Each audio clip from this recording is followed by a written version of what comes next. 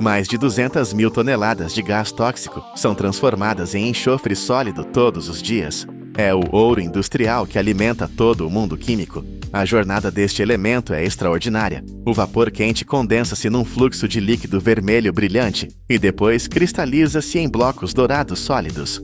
Desde as minas vulcânicas na Indonésia até as refinarias de petróleo no Médio Oriente, a produção de enxofre é a prova da nossa capacidade de transformar veneno em poder. E essa é a jornada que estamos prestes a descobrir. Do que antes parecia uma substância vulgar, escondida no subsolo, o enxofre tornou-se uma das matérias-primas mais influentes no mundo industrial.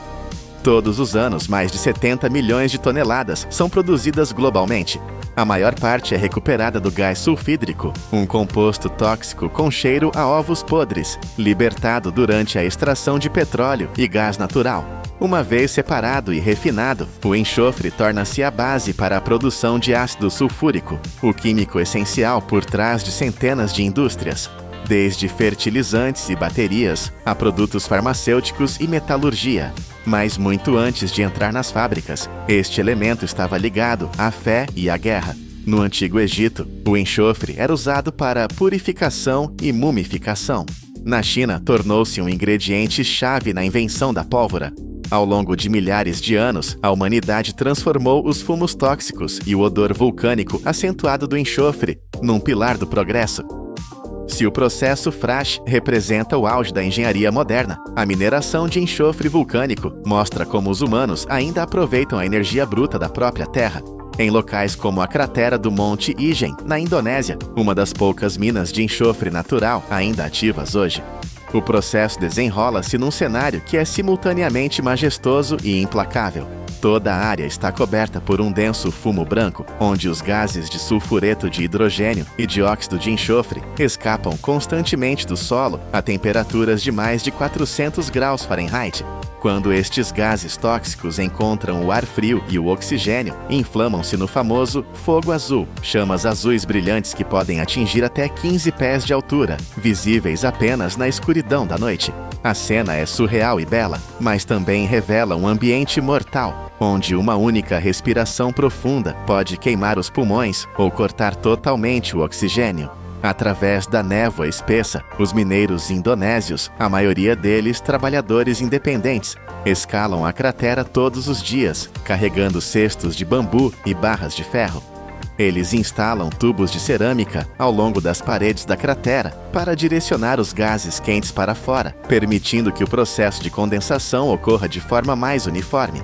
À medida que os gases encontram o ar mais frio, o enxofre evaporado começa a condensar, transformando-se num líquido borbulhante vermelho-laranja que flui ao longo dos canais de rocha natural.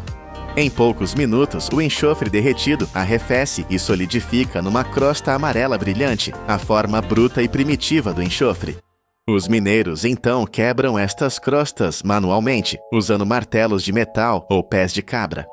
Cada pedaço pesa cerca de 10 a 20 libras, e eles carregam cesto após cesto, até que o peso total atinja entre 150 e 200 libras.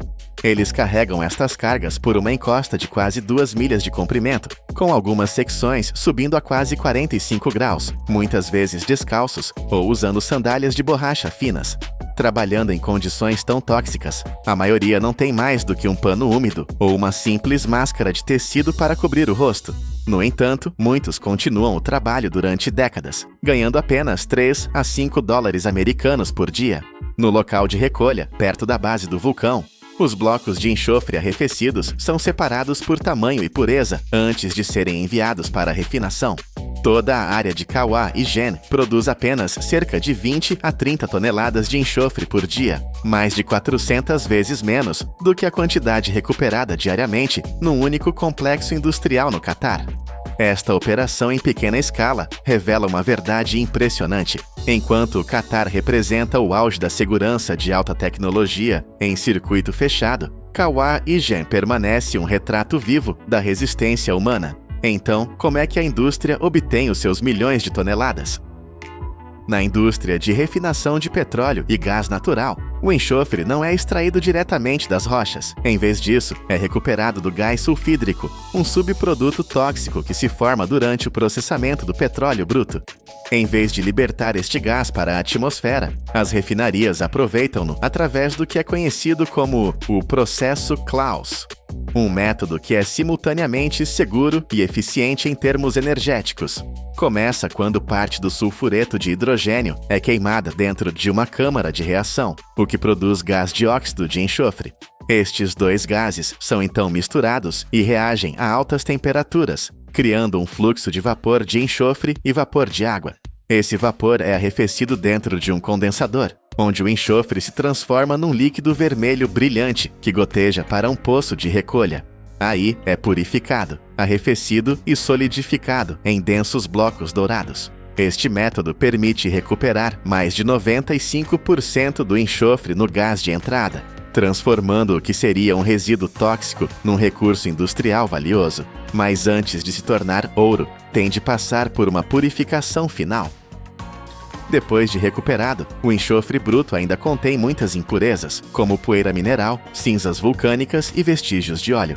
Para atingir o nível de pureza necessário, é enviado para um tanque de fusão controlado, onde a temperatura é cuidadosamente regulada. O processo começa com o aquecimento gradual do enxofre a cerca de 260 graus Fahrenheit, o suficiente para o derreter completamente sem alterar a sua estrutura química. Uma vez liquefeito, o enxofre fundido é bombeado através de um sistema de filtração de várias fases, no qual camadas de malha metálica e materiais porosos retêm as partículas sólidas restantes. Na fase seguinte, o líquido passa para uma torre de decantação que separa o vapor e os compostos voláteis.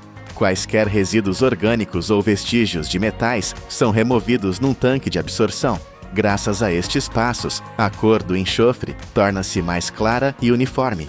Quando todas as impurezas são eliminadas, o enxofre atinge um nível de pureza de até 99,9%. Esta é a qualidade exigida antes de seguir para as linhas de produção química.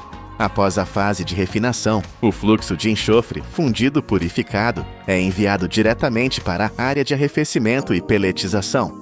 Aqui, um sistema de distribuição controlado por pressão divide o fluxo em jatos finos que são pulverizados numa torre de arrefecimento cheia de ar fresco circulante.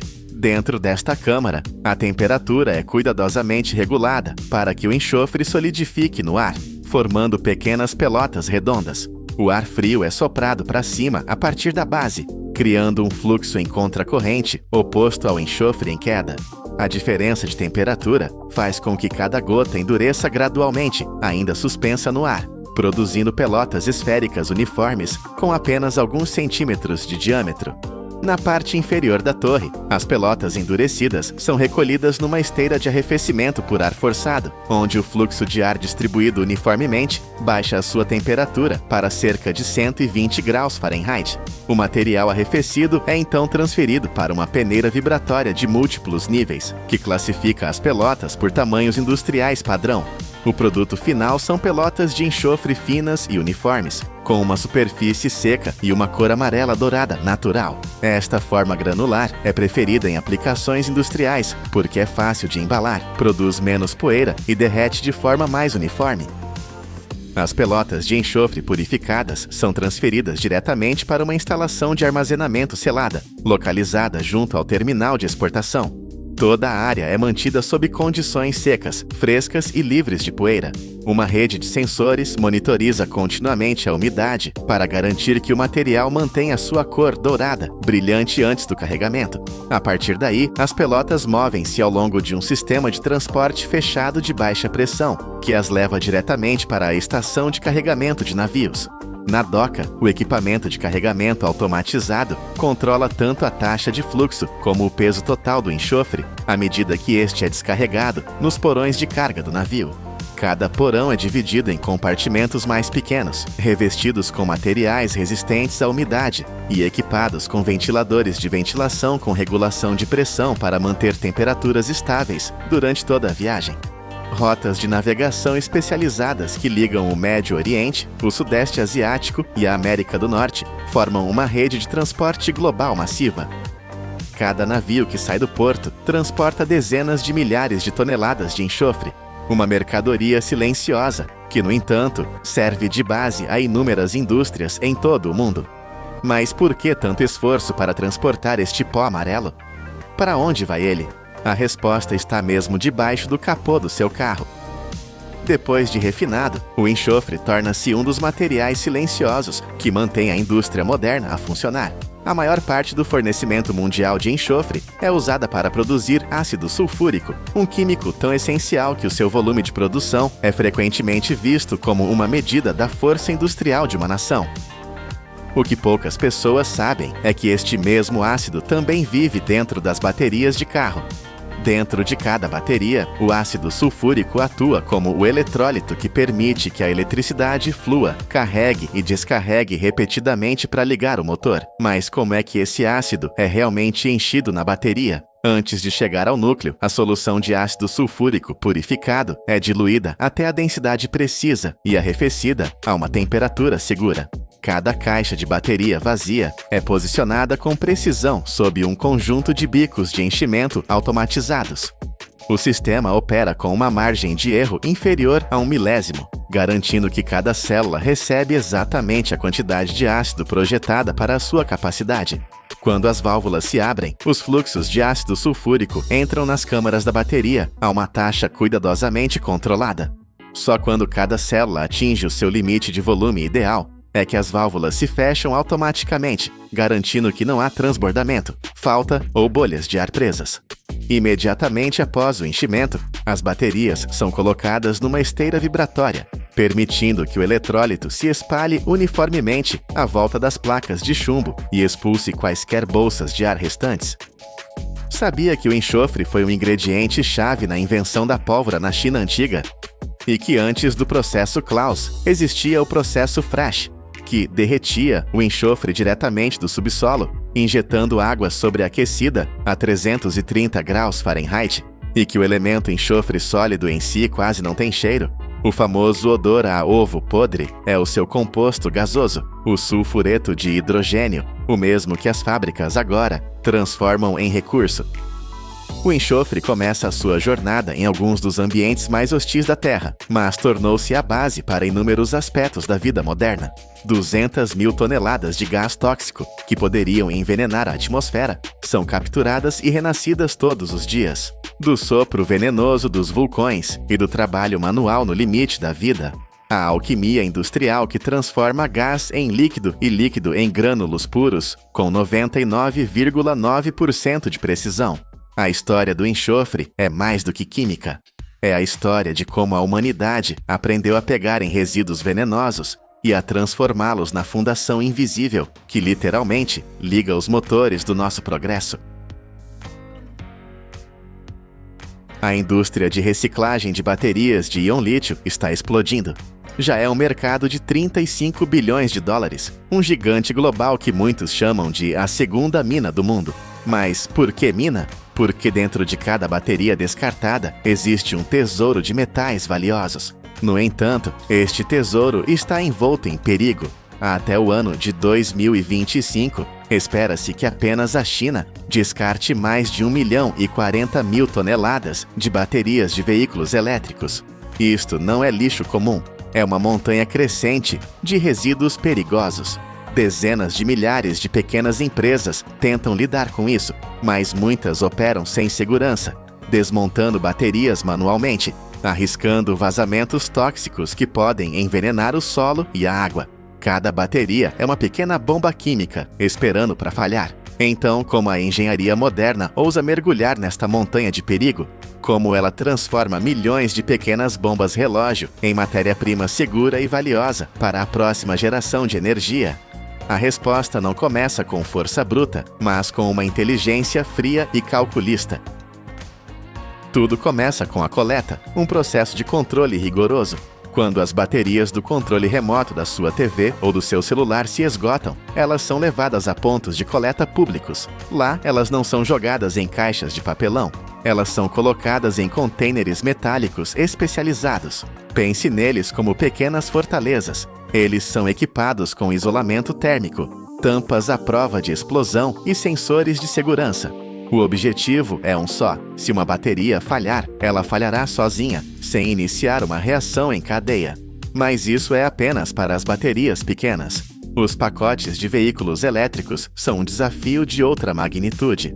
Pesando centenas de quilogramas, estes blocos maciços são movidos por empilhadeiras hidráulicas e braços robóticos. Eles são colocados em enormes caixas de aço, e estas caixas são inteligentes. Elas estão equipadas com sensores térmicos e de gás, monitorando continuamente qualquer sinal de superaquecimento ou vazamento. Aqui, os trabalhadores nunca tocam diretamente nas baterias. Eles supervisionam os sistemas automatizados, garantindo que cada unidade perigosa esteja contida. Uma vez na fábrica, a verdadeira seleção começa.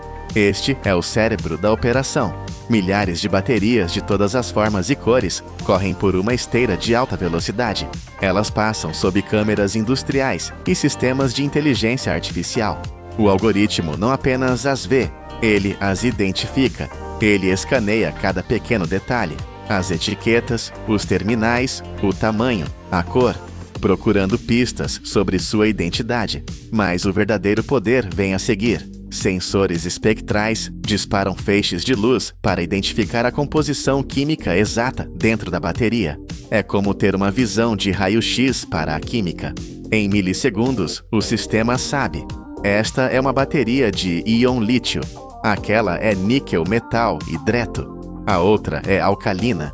E então, jatos precisos de ar comprimido separam cada tipo em seu próprio fluxo, cada um destinado a um processo diferente. No entanto, as máquinas não são perfeitas. É por isso que, em estações de inspeção adicionais, os trabalhadores humanos ainda realizam a triagem manual. Eles removem etiquetas, procuram por rachaduras e usam testadores portáteis para examinar baterias que a máquina não conseguiu identificar. Eles são a última linha de defesa contra um erro de classificação. O caos de resíduos mistos foi organizado em fluxos perfeitos, mas o perigo não desapareceu. Cada bateria, não importa quão velha, ainda retém energia. Ela ainda está viva. Antes que a linha possa avançar, cada uma delas deve ser completamente desarmada. Esta é a fase mais crítica de todo o processo. As lâminas de um triturador industrial não se importam com a energia restante. Um único curto-circuito, uma única faísca, e todo o sistema pode falhar catastroficamente. A segurança é tudo. Para baterias domésticas e de celular, o processo é relativamente rápido. Primeiro, sensores térmicos e voltímetros verificam sua energia residual. Técnicos inspecionam visualmente o invólucro em busca de inchaço, rachaduras ou vazamentos. As unidades severamente danificadas são separadas para manuseio especial. As intactas são então submersas em uma solução salina diluída. A água salgada age como um ladrão de energia, drenando lentamente cada joule restante, de forma controlada e segura. É uma morte suave para a carga da bateria, mas as baterias de veículos elétricos são grandes demais para um banho de sal. Elas exigem cirurgia de alta tecnologia. Cada pacote de bateria é colocado em um suporte reforçado. Robôs entram em ação, desmontando o pacote em seus módulos individuais. E é aqui que a engenharia revela seu superpoder. Esses módulos passam por scanners de raios-x industriais. A máquina penetra o aço para ver o que o olho humano não pode. Células danificadas escondidas lá dentro. Uma única falha interna que poderia comprometer toda a linha. Ao mesmo tempo, sistemas de medição de voltagem registram os dados de cada módulo, determinando o nível de energia restante. Os módulos que ainda estão quentes, com alta voltagem, são imediatamente direcionados para uma área de descarga dedicada. Lá, eles são conectados a resistores de alta potência e a energia excessiva é liberada em um ambiente estritamente controlado, sangrando sua força até que se tornem inertes. Somente agora, quando cada bateria foi travada por segurança e sua condição registrada, a linha pode avançar para a destruição. A energia se foi. As baterias estão seguras, mas os metais valiosos ainda estão presos dentro de invólucros complexos. A próxima etapa não é sobre delicadeza, é sobre força bruta e controlada. O som é ensurdecedor. Um rugido trovejante de aço contra aço que reverbera por toda a instalação. Os pacotes de bateria, alguns pesando centenas de quilos, são alimentados em um sistema de trituração industrial selado. No centro desta etapa está uma câmara de aço espesso. Lá dentro, eixos rotativos equipados com lâminas de liga de aço giram em alta velocidade, gerando uma força imensa. Em um instante, as baterias são agarradas, rasgadas e pulverizadas, reduzidas a uma mistura de fragmentos. Mas o verdadeiro segredo, a garantia de segurança contra o fogo, é o ar que respiramos, ou, neste caso, a sua ausência. Todo o processo de trituração acontece em uma atmosfera de gás inerte. O oxigênio é bombeado para fora e substituído por nitrogênio. Sem oxigênio, não pode haver fogo. É uma bolha de segurança química que impede que a menor faísca se torne uma explosão. O que sai do outro lado não é lixo, é um fluxo de recursos liberados. Uma mistura de metais, plásticos e um fino pó preto. Este pó preto é o tesouro, é a mina pela qual todos estão aqui. É incrivelmente rico em lítio, cobalto e níquel. A separação deste caos de fragmentos começa imediatamente. A corrente de material passa por uma cadeia de separação contínua. Primeiro, eletroimãs poderosos puxam todo o ferro e aço para fora da mistura. Em seguida, separadores de correntes parasitas criam um campo magnético que literalmente empurra o alumínio e o cobre para seus próprios canais. Telas vibratórias gigantes separam os fragmentos por tamanho, recuperando o valioso pó fino. Frações leves como plásticos e papel isolante são removidas por flotação, flutuando na água, enquanto os metais mais pesados afundam. O aço está separado, o alumínio e o cobre estão separados. Mas o verdadeiro prêmio, o pó preto, ainda é uma mistura química complexa. Para separar seus componentes, precisamos deixar o mundo da mecânica e entrar no mundo da química molecular. Existem dois caminhos para purificar o pó preto: água e fogo. O primeiro caminho é a hidrometalurgia. É a química em sua forma mais paciente e precisa. A massa negra é dissolvida em enormes tanques de solução ácida. Dentro desses tanques, bombas de circulação, sensores de pH e temperatura controlam o ambiente com precisão de laboratório. O objetivo é a precipitação seletiva. Imagine adicionar um ingrediente à água salgada, que faz com que apenas o sal caia para o fundo. E depois outro ingrediente que faz com que apenas o magnésio caia. É exatamente isso que acontece aqui, mas para metais muito mais valiosos. Através de estágios seletivos, o lítio, o cobalto e o níquel saem da solução, um por um, na forma de sais metálicos puros. O segundo caminho é a pirometalurgia. Este é o método da força bruta, um processo de fundição de alta temperatura que atinge milhares de graus Celsius. Em fornos a arco elétrico, a mistura é derretida até se tornar um líquido incandescente. O calor intenso força a separação por densidade. A mistura derrete e se divide em camadas. Uma camada de escória, ou impurezas, flutua no topo, enquanto a camada de metal fundido valioso, níquel, cobre e cobalto, afunda. Seja através da solução ácida ou do calor extremo do forno, o resultado é o mesmo. O material caótico é transformado em fluxos de metais puros. O resíduo perigoso tornou-se um recurso valioso e controlado. O ciclo está quase completo. Agora, esta matéria-prima pura deve renascer. O renascimento de uma bateria não termina com a recuperação dos metais. É aqui que começa a produção de novas baterias. Primeiro, o corpo. Bobinas de aço, muitas vezes feitas do próprio aço recuperado, são alimentadas em linhas de estampagem contínuas. Prensas de alta velocidade cortam, dobram e moldam o metal em invólucros cilíndricos compactos. Este não é apenas um recipiente, é a estrutura mecânica da célula, a primeira barreira contra vazamentos químicos. Câmeras industriais monitoram continuamente, rejeitando qualquer invólucro com arranhões ou deformações microscópicas. Paralelamente, a alma da bateria é criada, as camadas de cátodo e ânodo, e aqui o ciclo se fecha. Parte do dióxido de manganês, níquel ou zinco usados aqui pode vir diretamente das fontes recicladas que acabamos de ver. A montagem é uma dança mecânica de alta precisão. A linha automatizada ganha vida. Primeiro, a mistura do cátodo é dosada em cada invólucro de aço. Um eixo de prensagem desce, compactando o pó firmemente contra as paredes para garantir uma densidade de energia perfeita. Em seguida, a mistura do ânodo é injetada no núcleo. Braços robóticos colocam o coletor de corrente central. O passo final é a vedação. Uma tampa de aço é colocada na abertura e uma prensa de crimpagem desce com força imensa, travando-a firmemente. A célula está unificada e selada. Cada bateria passa então por medição de voltagem e testes rigorosos de vazamento antes de ser rotulada. Milhões de células são produzidas diariamente, com velocidade e consistência notáveis, transformando um processo complexo em um fluxo mecânico incessante. Mas esta engenharia compacta guarda ainda mais segredos.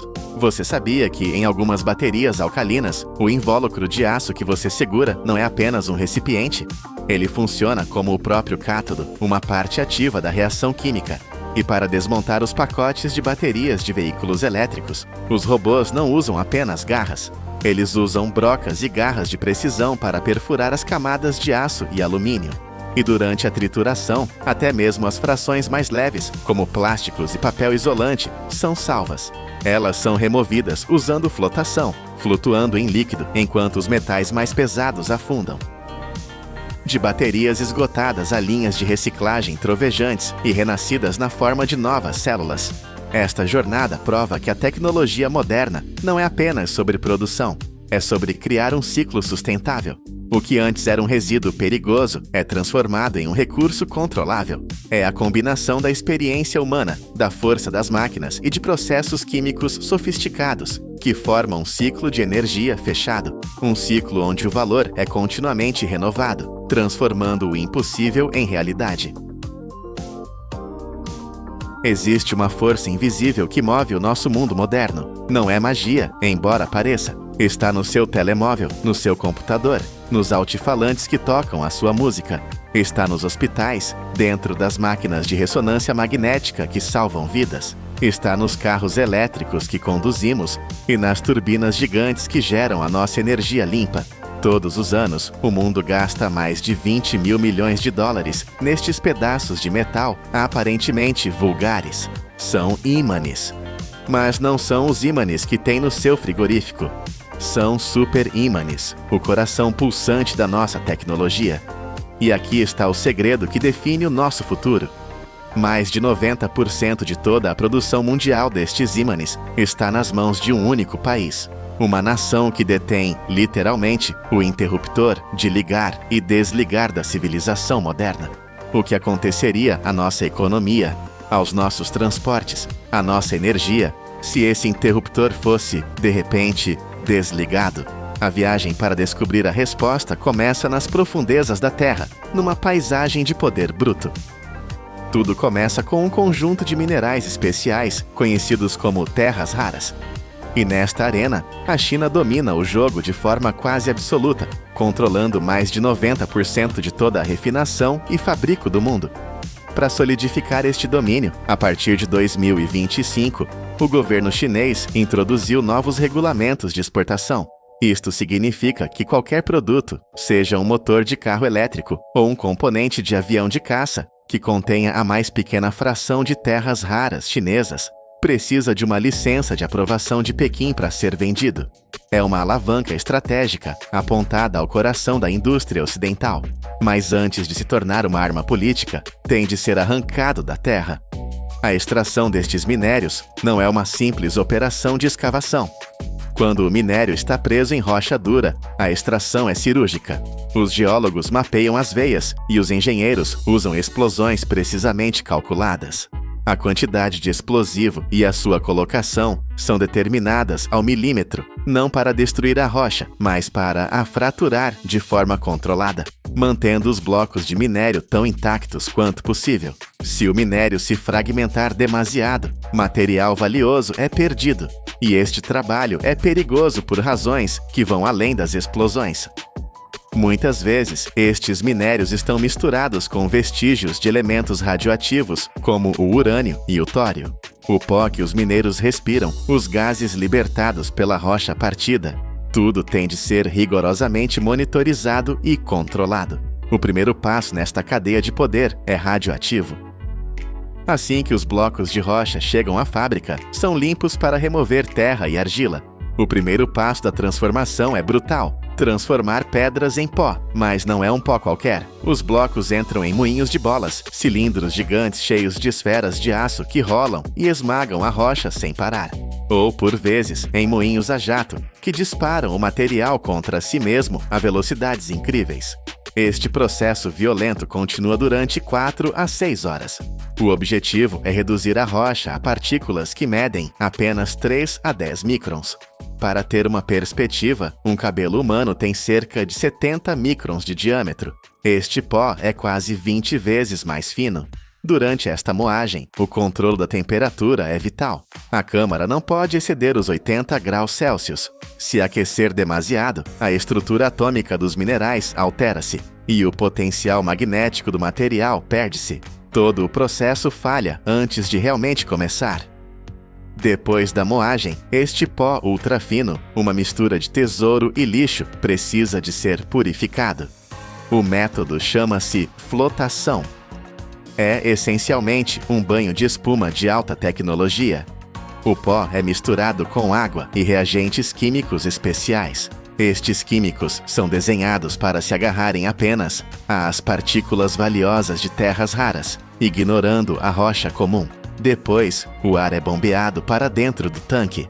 As partículas de terras raras, agora agarradas aos químicos, colam-se às bolhas de ar e sobem à superfície, formando uma espuma escura e rica.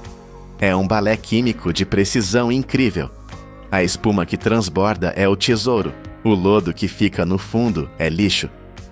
Agora, os engenheiros têm um pó puro e concentrado. O próximo passo é fundi-lo para criar uma liga metálica. A receita mais famosa para superímãs é uma mistura de neodímio, ferro e boro. Mas há um problema fatal.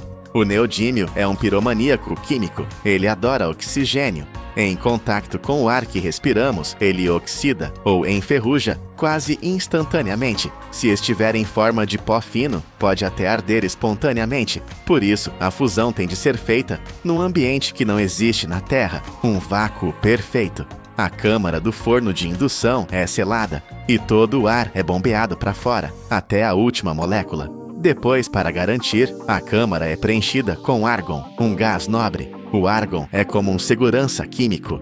Não reage, não se mistura. É um escudo gasoso perfeito. Só então, neste ambiente estéril, o calor é ligado. A temperatura dispara para valores incríveis, até 3.000 graus Fahrenheit, ou mais de 1.600 graus Celsius. É mais quente que a lava de um vulcão. A esta temperatura, os metais tornam-se líquidos e misturam-se numa sopa atômica uniforme.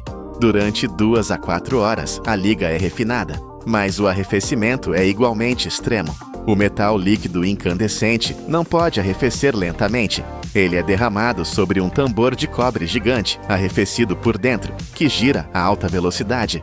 O choque térmico é instantâneo. O metal solidifica em menos de um segundo, sendo cuspido na forma de flocos finos e quebradiços, como vidro metálico. O choque congela os átomos no lugar. A estrutura está quase perfeita. Estes flocos brilhantes são o material base, mas a sua estrutura interna ainda é caótica. Para o passo seguinte, os flocos são novamente triturados, de volta a um pó ultrafino, sempre num ambiente protetor de argon. E agora, chegamos ao passo que separa um ímã de frigorífico de um superímã que move um comboio. Este é o verdadeiro segredo, o coração do processo. O pó fino é cuidadosamente colocado numa prensa, mas não é uma prensa vulgar. Enquanto a máquina se prepara para comprimir o pó, algo invisível e inacreditavelmente poderoso acontece. Um campo magnético gigantesco, com vários teslas de força, é ativado à volta do molde. Para comparar, o campo magnético da Terra, que move a agulha da sua bússola, tem cerca de 0,00005 teslas. Este campo é dezenas de milhares de vezes mais forte. Imagine que cada partícula de pó é uma agulha de bússola microscópica. Sem o campo, elas apontam em todas as direções. Um caos total. No momento em que o campo é ligado, cada uma delas, milhões e milhões de partículas, vira-se e alinha-se instantaneamente. Todas apontam para o mesmo polo, como um exército a entrar em formação. A pressão da prensa esmaga-as então, fixando-as nessa posição alinhada. O resultado é um bloco sólido, mas aqui está o paradoxo que define esta indústria. Embora a sua estrutura interna esteja agora perfeitamente alinhada, o bloco em si não é um ímã, é uma promessa de força, é um soldado a dormir à espera de ordens. E é incrivelmente frágil. Se o deixar cair ao chão, parte-se como um pedaço de cerâmica. Este bloco frágil e adormecido precisa de se tornar metal a sério. Para isso, ele vai para um forno de sinterização. Sinterizar é, basicamente, cozinhar o metal de forma muito precisa.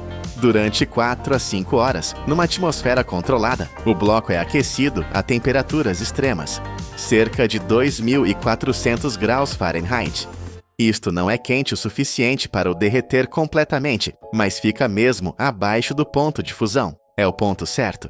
A esta temperatura, as superfícies de cada partícula de pó começam a amolecer e a fundir-se umas com as outras. Pense em neve fofa. É feita de água, mas está cheia de ar. Se a comprimir e aquecer ligeiramente, ela funde-se e torna-se um bloco de gelo sólido e denso. É exatamente o que acontece aqui. As partículas de metal fundem-se, eliminando todos os pequenos espaços vazios entre elas. O bloco encolhe visivelmente, tornando-se quase 100% denso. O arrefecimento é lento e controlado, e à medida que arrefece, essa estrutura alinhada que foi criada na prensa fica permanentemente trancada. Agora é metal, forte, denso. A promessa de força está agora guardada lá dentro. O bloco sinterizado é agora um pedaço de metal incrivelmente duro. É tão duro que ferramentas de aço normais não o conseguem cortar. Partem-se. São necessárias serras com ponta de diamante ou feixes de laser para o cortar e moldar nas formas precisas exigidas pelos engenheiros. Discos finos para auscultadores, blocos para motores, anéis para turbinas. Mas, apesar de toda a sua dureza, ele ainda tem uma fraqueza mortal. A sua maior força é também a sua maior fraqueza. A liga de neodímio é tão quimicamente reativa que o ar que respiramos é o seu veneno. A oxidação, a ferrugem, começa quase imediatamente. Um super ímã nu, deixado ao ar livre, pode perder toda a sua força em meses, ou mesmo semanas, desfazendo-se em pó. Por isso, ele precisa de uma armadura. Cada ímã, agora com a sua forma final, é meticulosamente limpo e depois mergulhado em banhos galvânicos. Recebe camadas de proteção, níquel, depois cobre, depois níquel novamente, ou zinco, ou uma resina epóxi selante. Esta camada é a sua armadura. Ela sela o ímã, protegendo-o da umidade e do oxigênio, garantindo que a sua força invisível dure décadas. É esta armadura que o permite sobreviver no nosso mundo. O processo está quase no fim. Temos a forma final, temos a armadura, mas o ímã ainda está morto. Não tem polo norte nem polo sul, não atrai nem repele nada. É apenas um pedaço de metal caro, denso e perfeitamente alinhado por dentro. Está na sala final. Chegou o momento do despertar. Cada ímã é colocado dentro de uma bobina de cobre grossa, um dispositivo chamado magnetizador de impulsos. É aqui que a promessa se torna realidade. Uma descarga elétrica monstruosa, com uma voltagem entre 2.000 e 3.000 volts. É acumulada e depois disparada através da bobina. Tudo acontece num flash, num impulso que dura de 1 a 5 milissegundos. É mais rápido que um piscar de olhos. Mas nesse instante, o impulso gera um campo magnético colossal, com uma intensidade de 3 a 5 teslas. É um campo dezenas de milhares de vezes mais forte que o campo magnético de todo o planeta Terra. Nesse instante, todos os domínios magnéticos dentro do metal, que foram alinhados na prensa e trancados na sinterização, viram-se e fixam-se permanentemente. É um choque de despertar. O exército de soldados adormecidos recebeu a sua ordem ao mesmo tempo. O poder invisível é finalmente libertado. O metal morto torna-se, nesse milissegundo, uma força da natureza. A sua força é testada, a sua polaridade verificada. Agora são tão potentes que têm de ser manuseados com extremo cuidado. Têm de ser embalados com espaçadores de plástico ou escudos magnéticos. Se dois destes superímãs se juntassem subitamente, poderiam estilhaçar-se com a sua própria força ou esmagar os ossos de uma mão. E assim a viagem termina. Começamos com uma rocha radioativa nas profundezas da Terra e uma pergunta sobre poder. Vimos essa rocha ser pulverizada até ficar mais fina que farinha, purificada num banho de espuma, fundida no vácuo para escapar ao ar e alinhada por forças invisíveis. E finalmente, testemunhamos o seu nascimento num relâmpago de 3.000 volts. Aqueles 20 mil milhões de dólares e aquele controlo de 90%, é sobre isto, é sobre este processo incrivelmente complexo. Estes corações de metal, agora despertos, movem silenciosamente os rotores dos nossos carros elétricos.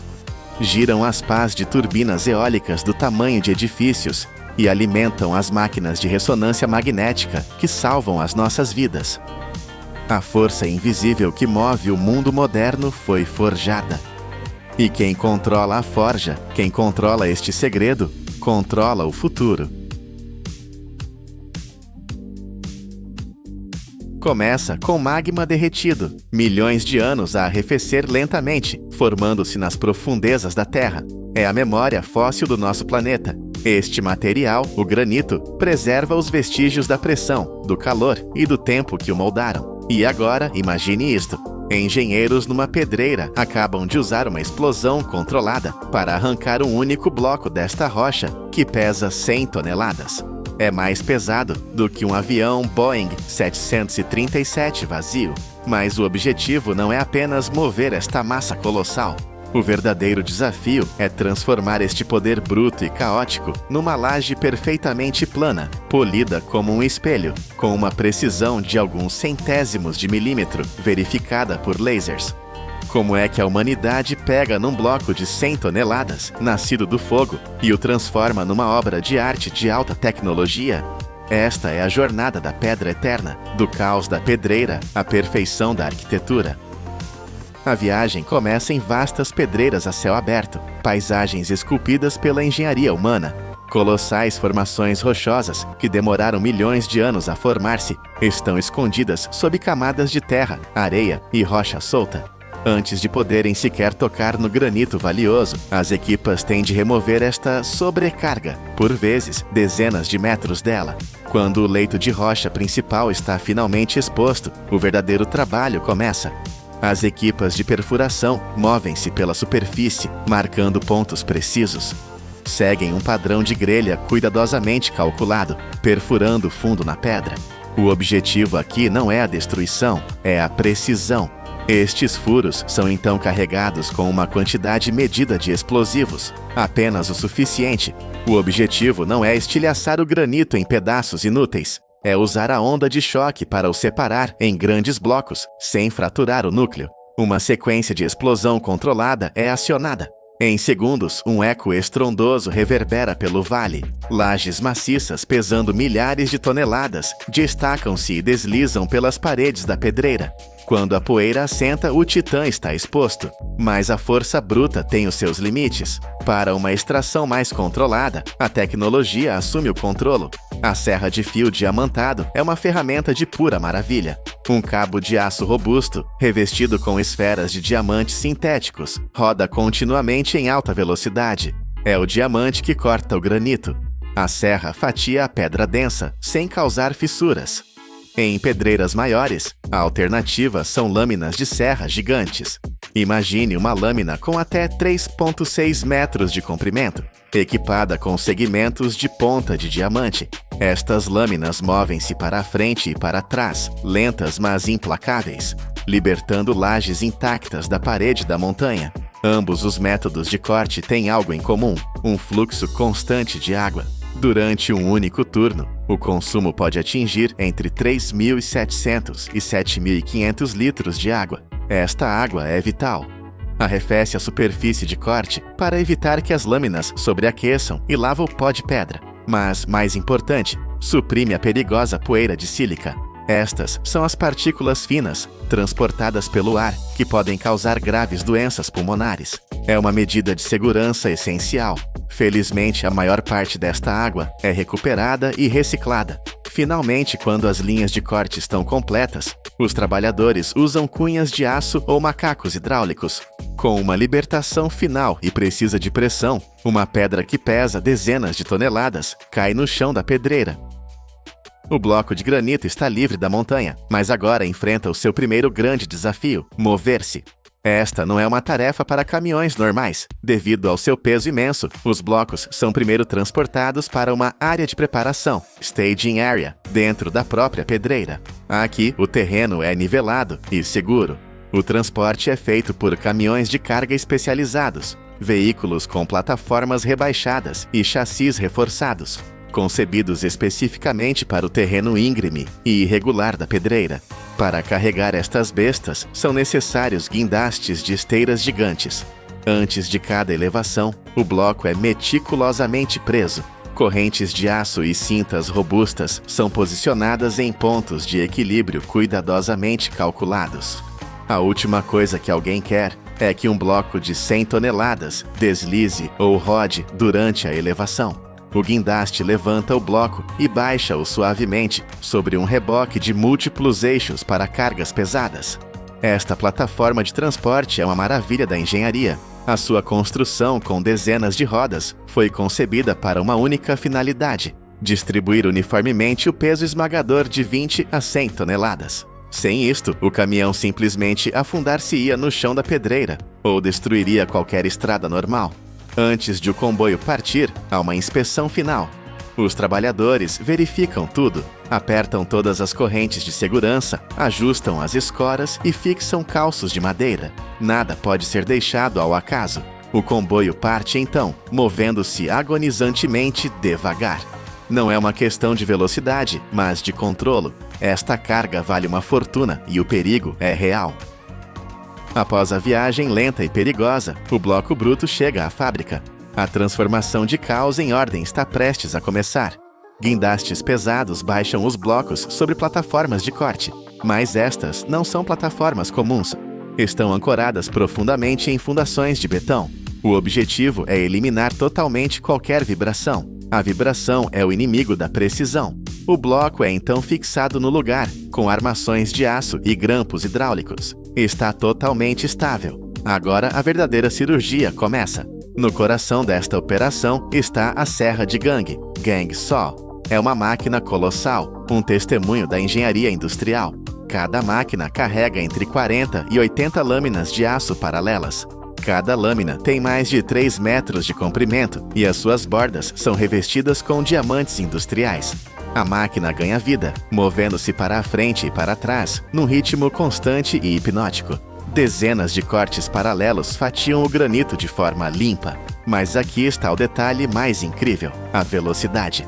As lâminas descem apenas alguns milímetros por minuto. Isto não é um corte rápido, é uma maratona de paciência e precisão. Por que tão lento? Para evitar fraturas na estrutura cristalina.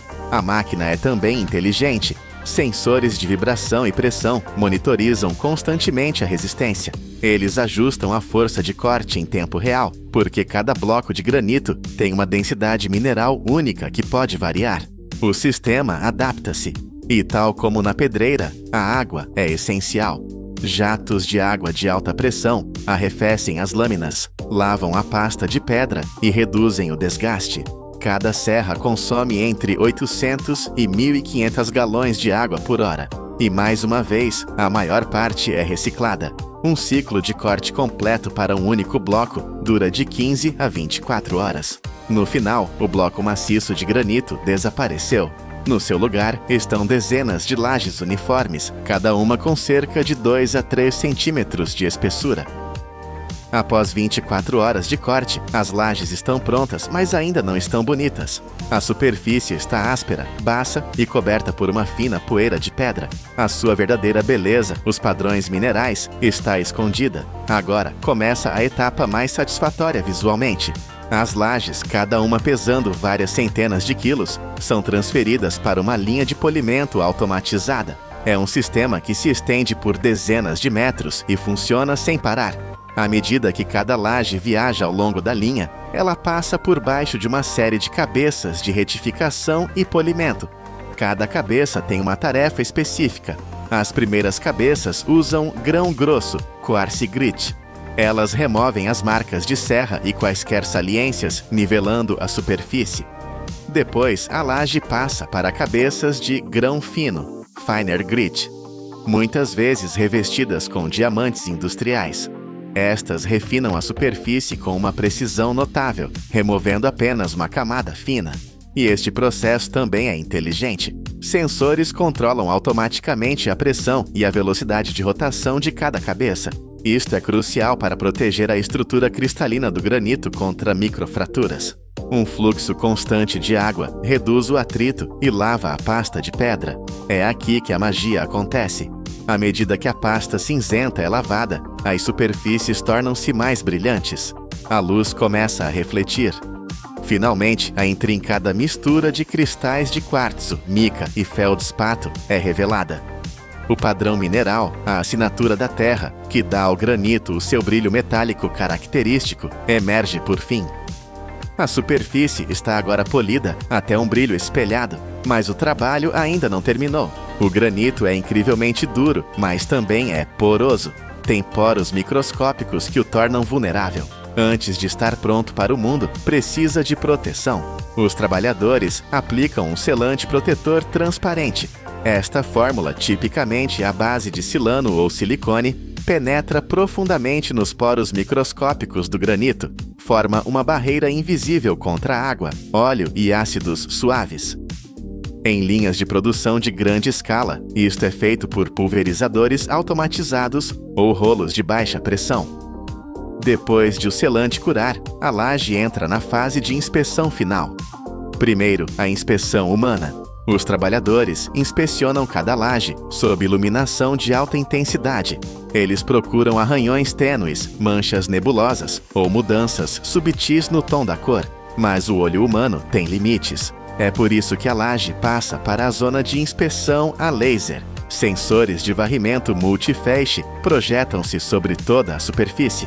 Capturam milhões de pontos de dados para gerar um mapa 3D detalhado de cada laje. A partir deste mapa, um software especializado analisa a planicidade, a espessura e o alinhamento. A precisão é impressionante. Deteta desvios tão pequenos quanto alguns centésimos de milímetro. Esta tecnologia vê o que é invisível a olho nu: microfissuras, bolsas de ar ou deformações na superfície. Apenas as peças impecáveis, as que passam neste teste de alta tecnologia, seguem em frente. A laje de granito está agora perfeita, protegida, polida e verificada por laser. Mas como se move com segurança algo que pesa 450 quilos e é, ao mesmo tempo, um produto de luxo? A embalagem é o último desafio de engenharia. Todo o movimento é tratado por elevadores robóticos especializados ou guindastes de pórtico hidráulicos. Estas máquinas não usam pinças, que poderiam lascar as bordas. Elas usam garras de sucção a vácuo. Elas agarram a laje pela sua superfície polida, levantando-a verticalmente. Isto evita arranhões, lascas ou danos nos cantos. As lajes são então colocadas em paletes de aço pesado ou de madeira reforçada. São posicionadas na vertical. Os trabalhadores inserem almofadas de borracha ou espaçadores de espuma entre cada laje. Este espaço é vital para manter uma folga igual e prevenir fendas por vibração durante o transporte. A palete inteira é então protegida. Uma estrutura de aço circundante, fitas de metal apertadas e uma película protetora de polietileno protegem contra poeira e umidade. Finalmente, cada envio é rotulado. Tem informações detalhadas de rastreabilidade, tipo de pedra, dimensões, número do lote e origem da pedreira. A jornada está completa. Mas sabia que esta pedra é mais do que apenas um material de construção? É um símbolo de poder há milênios. Do antigo templo de Brihadisvara, na Índia, uma maravilha da engenharia, aos rostos imponentes do Monte Rushmore, nos Estados Unidos. A humanidade sempre escolheu o granito para declarar poder e eternidade. É um desejo de ser lembrado. Este desejo ainda ecoa. Quando Donald Trump expressou o desejo de ter a sua imagem esculpida no Monte Rushmore, não foi apenas ambição, foi um reflexo dessa necessidade humana intemporal de deixar uma marca eterna. E todo este processo, apesar de usar milhares e milhares de litros de água para cortar e polir, é surpreendentemente sustentável. A maior parte dessa água é recuperada, filtrada e recirculada de volta ao sistema.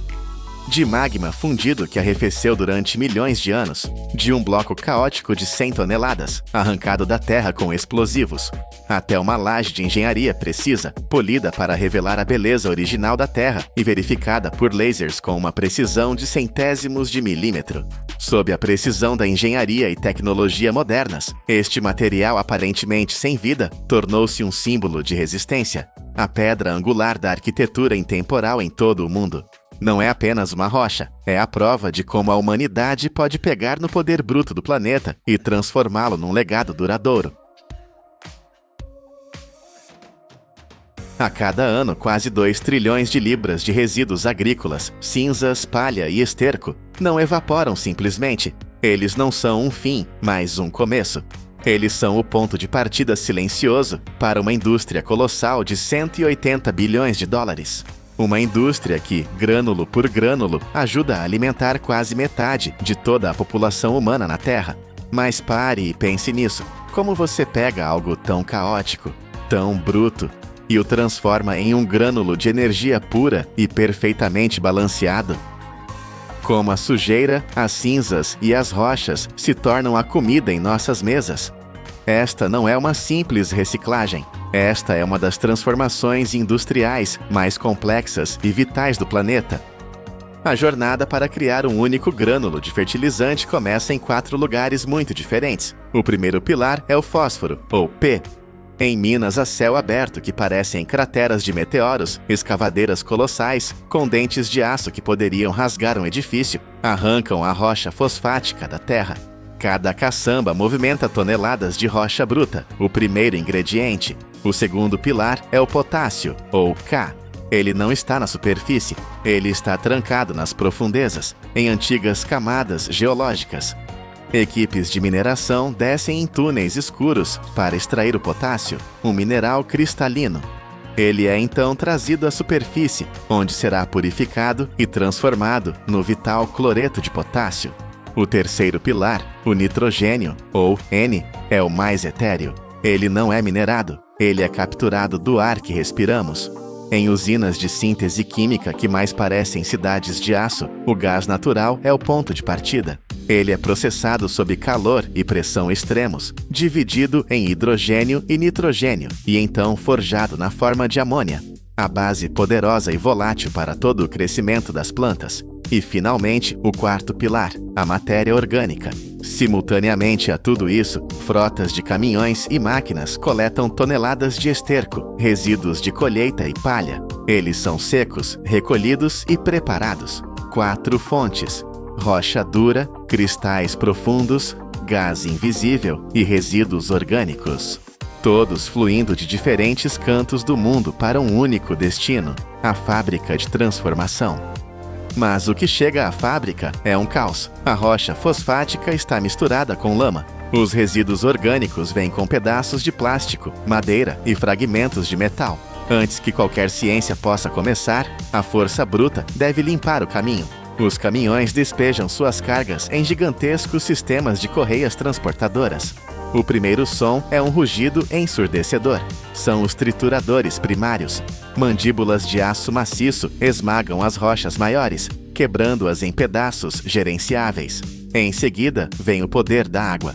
A mistura triturada é bombardeada por jatos de água de alta pressão. Não é uma lavagem suave, é uma explosão projetada para arrancar poeira, solo e contaminantes solúveis. A lama purificada flui então para uma série de filtros e peneiras vibratórias. Eixos rotativos e grades de malha fina agitam e separam implacavelmente. Este é um passo crítico.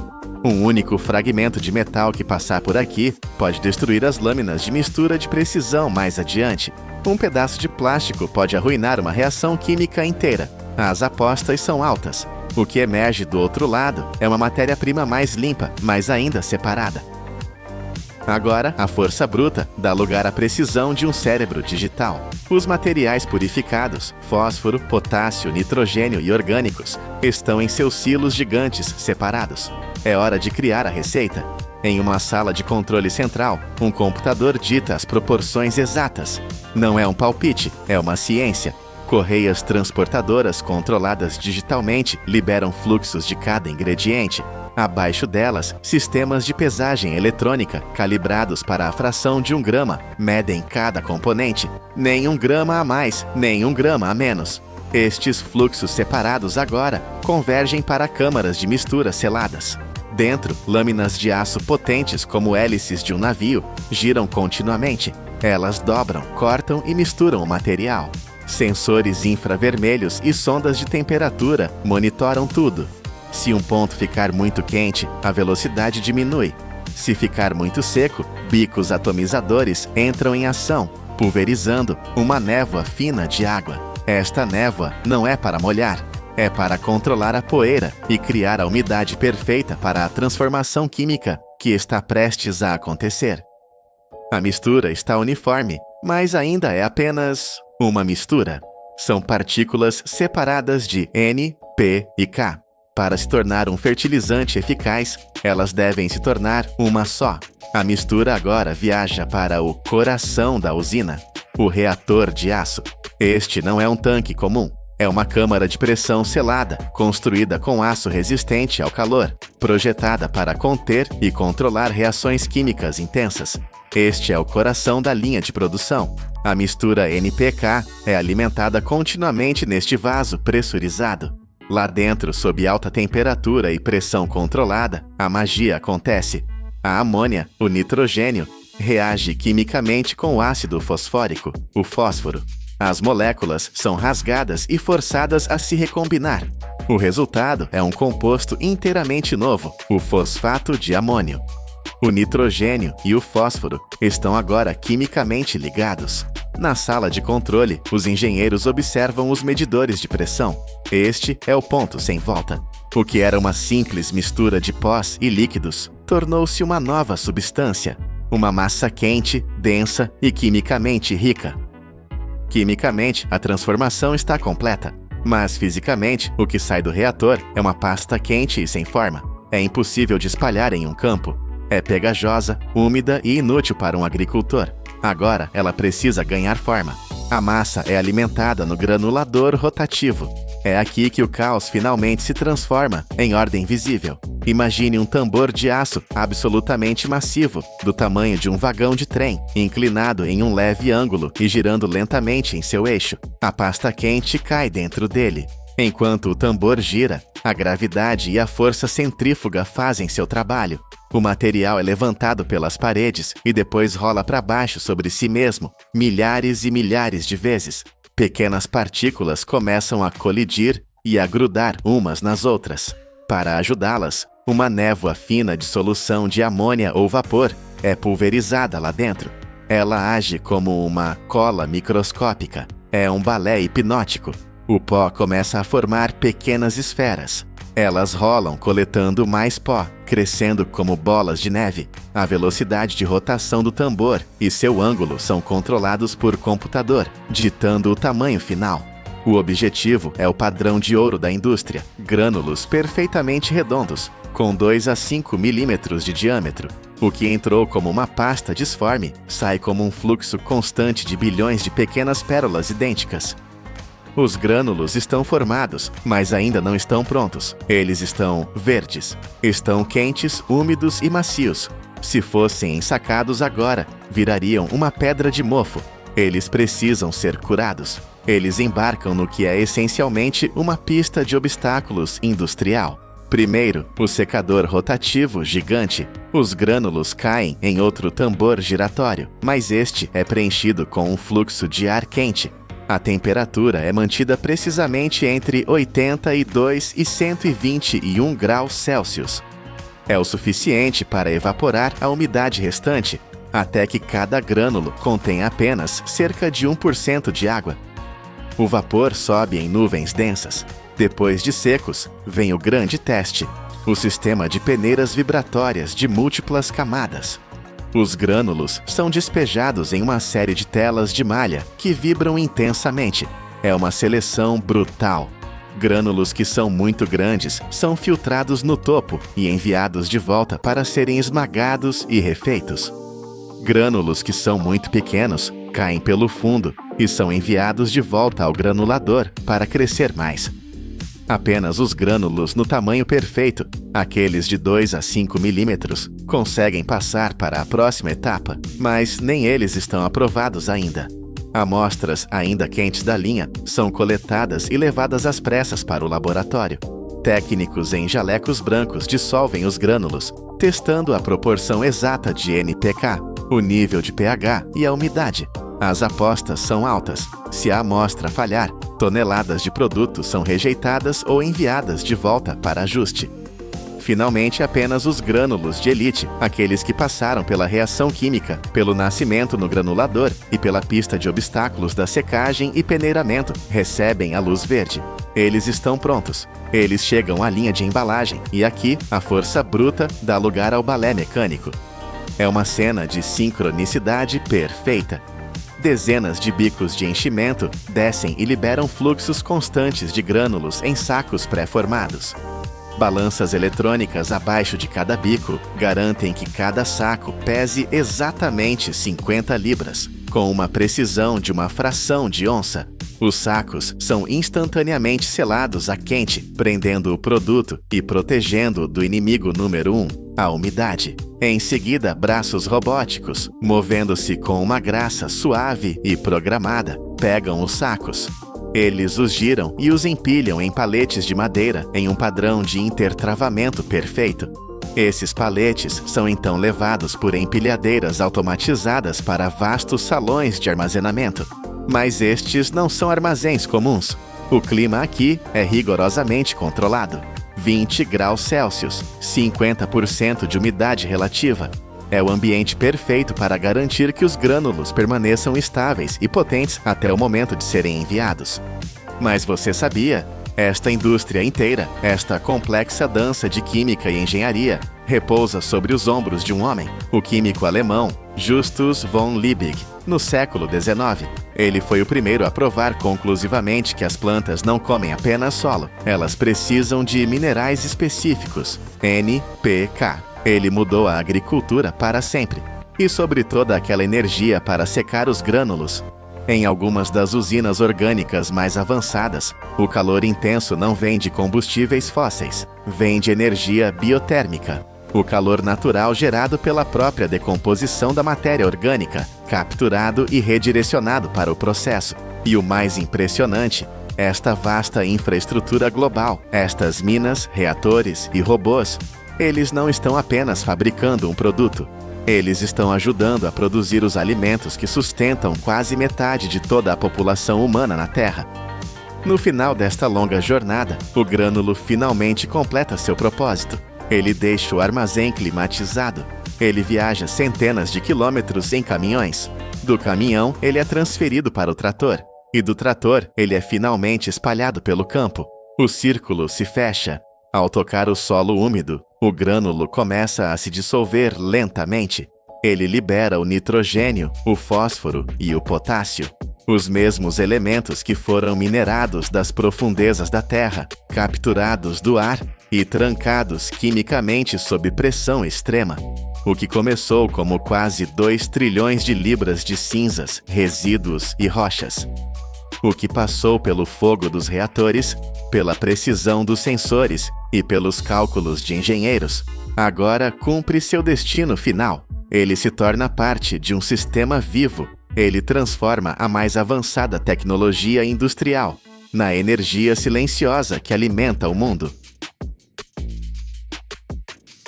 Como algo que você pode rasgar com as mãos pode ter a força para substituir o aço? Parece um paradoxo. A fita adesiva. Ela é leve, flexível e parece simples. No entanto, nas linhas de montagem de carros, aviões e arranha-céus, esta invenção silenciosa eliminou a necessidade de milhões de soldas e rebites pesados. Ela se tornou a solução invisível que une nosso mundo moderno. Mas como ela é feita? Como os engenheiros transformam um punhado de grânulos de plástico em um fluxo interminável de filme pegajoso, mais fino que um fio de cabelo, mais forte o suficiente para suportar quilos de pressão? Esta não é a história de uma simples fita. É a história de uma maravilha da engenharia de precisão, onde o calor extremo, a química complexa e a velocidade alucinante se encontram para criar a ferramenta que literalmente mantém o mundo unido. A jornada começa aqui, com o coração do filme: milhões de pequenos grânulos de polipropileno. Este não é o plástico comum dos seus brinquedos. É um polímero de engenharia, leve, mas escolhido por uma razão crucial. Ele pode suportar uma tensão várias vezes maior que o polietileno padrão. Toneladas deste material chegam à fábrica em contêineres gigantes e selados. O inimigo número 1 aqui é a umidade. Antes que qualquer grânulo possa ser derretido, ele deve passar por uma fase de secagem intensa. Cada lote é aquecido a exatamente 110 graus Celsius. Um único grânulo úmido, ao entrar na extrusora, se transformaria em vapor, criando uma bolha microscópica que arruinaria a integridade estrutural de um rolo inteiro. É uma guerra contra a menor gota de água. Uma vez que os grânulos estão perfeitamente secos, a receita secreta é adicionada. Eles entram em um vórtex de mistura de alta velocidade. Primeiro, estabilizadores térmicos. Eles são essenciais, pois o plástico enfrentará temperaturas de até 260 graus Celsius, mais quente que a lava de um vulcão ativo. Sem eles, o plástico simplesmente queimaria e se desintegraria. Em seguida, agentes antiestáticos, para que a poeira da fábrica não seja atraída magneticamente para o filme. E, finalmente, o ingrediente mágico: intensificadores de adesão. Eles preparam quimicamente a superfície do plástico em um nível molecular, tornando-a receptiva à cola que virá depois. Esta mistura não é apenas plástico, é uma fórmula de alto desempenho, projetada para sobreviver ao seu próprio nascimento violento. Agora, a mistura de polímero puro está pronta para a metamorfose. O plástico derretido, uma massa viscosa e brilhante, é empurrado sob pressão extrema para a matriz de extrusão. E aqui, a indústria se divide em dois métodos espetaculares. O primeiro é o método do filme soprado. O plástico sai por uma matriz circular e, imediatamente, ar comprimido é injetado em seu centro. O resultado é hipnotizante. Uma gigantesca bolha de filme, translúcida e delicada, começa a subir em direção ao teto da fábrica, parecendo uma catedral de plástico. Ela se eleva por vários andares, resfriando lentamente. Mas o verdadeiro gênio está aqui. Ao ser inflada, a bolha estica o plástico em duas direções ao mesmo tempo, longitudinal e transversalmente. Este estiramento biaxial alinha as cadeias de polímero em uma grade entrelaçada, dando ao filme uma força e resistência ao rasgo quase sobrenaturais. O segundo método é mais brutal e rápido: a tecnologia de filme fundido. Aqui não há bolha. O plástico derretido é forçado através de uma matriz plana, uma fenda estreita, com apenas alguns milésimos de polegada de largura. Este fluxo contínuo de resina líquida cai diretamente sobre um rolo de resfriamento maciço. Este cilindro de metal polido gira em alta velocidade e é mantido a uma temperatura glacial, entre 15 e 21 graus Celsius. No instante em que o plástico quente toca o metal frio, sua estrutura é instantaneamente congelada. Este congelamento rápido cria um filme que é perfeitamente plano, opticamente puro e possui um brilho superior. É a escolha ideal para fitas transparentes de alta qualidade ou para aquelas que receberão impressão de logotipos, onde cada centímetro deve ser impecável. Duas técnicas, um objetivo: criar a base perfeita. O filme agora é forte e claro, mas ainda é inútil. Falta o seu superpoder: a aderência. O filme, agora em rolos gigantes com quilômetros de comprimento, entra na seção de revestimento. É aqui que a pegajosidade é aplicada e é um processo de precisão de nível cirúrgico.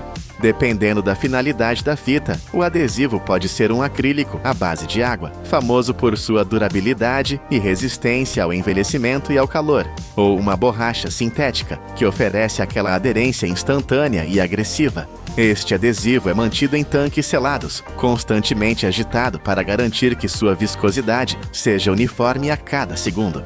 O filme passa em alta velocidade por uma série de rolos de aplicação. Uma lâmina de aço ultra fina, calibrada por computador, flutua sobre a superfície, espalhando o adesivo em uma camada com apenas alguns microns de espessura. Quão fino é um micron? Cerca de 50 vezes mais fino que um único fio de cabelo humano. A tolerância para erros é 0. Uma gota a mais e a fita ficará grudenta e falhará. Uma gota a menos e ela não colará. Imediatamente após o revestimento, o filme mergulha em uma jornada por túneis de secagem aquecidos, com temperaturas entre 82 e 104 graus Celsius.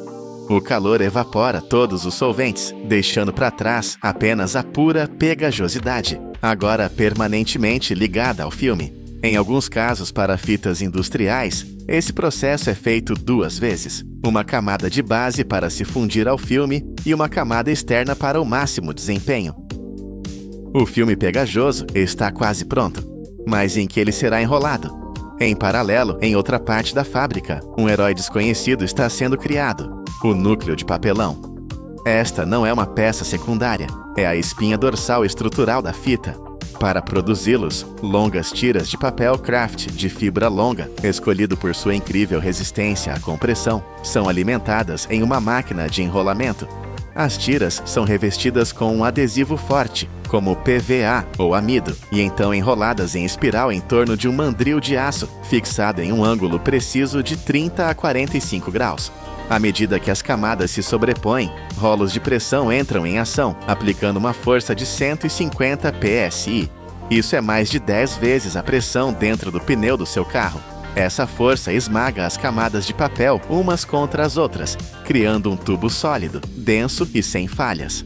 A verdadeira mágica, no entanto, é o corte. À medida que o tubo contínuo sai da máquina, lâminas de liga de carboneto, girando milhares de vezes por minuto, entram em ação. Elas produzem um zumbido agudo e penetrante, enquanto fatiam o tubo em núcleos individuais.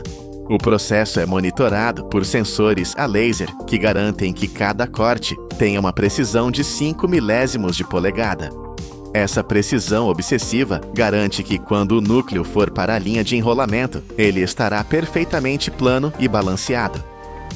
Agora, as 2 linhas de produção se encontram, os gigantescos rolos de filme pegajoso e os núcleos de papelão perfeitamente calibrados chegam à estação de enrolamento final. É aqui que a velocidade se torna o nome do jogo. Um núcleo vazio é travado no eixo. Sensores a laser o centralizam com precisão coaxial. Do outro lado, o rolo mestre de filme é mantido sob tensão constante por um freio eletromagnético. Este freio é o cérebro da operação, mantendo a tensão do filme dentro de uma janela minúscula, entre 3 e 4 psi. Se a tensão for muito alta, o filme esticará e o adesivo será distorcido. Se for muito baixa, o enrolamento ficará frouxo e o rolo irá descascar. A máquina dispara. O núcleo gira, puxando o filme a uma velocidade de mais de 91 metros por minuto. Isso é mais rápido do que um velocista olímpico corre os 100 metros rasos. Mas enquanto isso acontece, outro processo incrível está em andamento. Ao longo do eixo de enrolamento, uma unidade de jato de microar sopra continuamente finos fluxos de ar comprimido sobre a fita. Sua missão: remover qualquer partícula microscópica de poeira ou bolha de ar que ouse ficar presa entre as camadas. É uma sala limpa em movimento, garantindo que cada centímetro de fita seja perfeitamente claro. Em segundos, o rolo atinge o diâmetro programado. Uma lâmina automática corta o filme, um rolo de vedação térmica alisa a borda e o rolo acabado é ejetado para uma esteira. Um novo núcleo vazio é carregado e o ciclo recomeça, quase sem pausa. O rolo está pronto, mas não pode sair da fábrica. Agora, ele enfrenta os inspetores robóticos. Cada rolo passa por uma estação de inspeção automatizada. Câmeras de alta resolução, verdadeiros olhos de águia digitais, varrem a superfície procurando pelos inimigos. Poeira presa, desalinhamento da borda ou enrolamento irregular. Sensores de compressão apertam o rolo para garantir que a tensão esteja perfeitamente distribuída do núcleo até a superfície. Qualquer rolo que mostre o menor desvio, além da tolerância de micron, é automaticamente sinalizado e ejetado da linha. Não há segunda chance. Os rolos aprovados seguem para a embalagem, uma dança coreografada de braços robóticos. As máquinas pegar e colocar agrupam os rolos em caixas, geralmente em conjuntos de 36 ou 72 unidades. As caixas são formadas, carregadas e movidas para a estação de vedação. E aqui, testemunhamos o momento final de ironia industrial. O braço robótico pega um rolo de fita adesiva, a mesma fita que acabou de ser produzida, e a usa para selar a caixa de si mesma. O ciclo de produção está completo. Paletes inteiros são então embrulhados, etiquetados e transferidos para a zona de expedição, prontos para serem enviados para armazéns, canteiros de obras e fábricas ao redor do mundo. O processo é fascinante, mas existem segredos que as câmeras nem sempre capturam. Você sabia que antes de aplicar a cola, muitos filmes de alta qualidade passam por um tratamento corona? Eles são bombardeados com eletricidade de alta voltagem. Esse ataque elétrico abre mãos químicas microscópicas na superfície do plástico, permitindo que a cola se agarre com uma força permanente. Você sabia que o polipropileno original é feito de petróleo e gás natural, usando um catalisador especial chamado Ziegler-Natta, uma descoberta tão importante que ganhou o Prêmio Nobel? E você sabia que as fitas mais caras, como as usadas na indústria automotiva, têm 2 camadas de cola diferentes? Uma camada de base para se fundir ao filme e uma camada externa projetada para a aderência máxima. Dos grânulos de polipropileno aos rolos de fita que unem o mundo industrial, esta jornada revela a engenhosidade humana em transformar matérias-primas em ferramentas essenciais da produção moderna. O que começou como plástico derretido a 260 graus, agora é um produto de precisão, medido em microns e quilômetros. Cada rolo de fita adesiva é mais do que um produto. É o resultado de centenas de etapas intrincadas, onde a química, a engenharia e a velocidade trabalham em perfeita harmonia. Da próxima vez que você ouvir aquele som icônico da fita sendo puxada, lembre-se do calor, da pressão e da precisão obsessiva necessários para criá-la. O herói invisível que, centímetro por centímetro, literalmente mantém nosso mundo unido.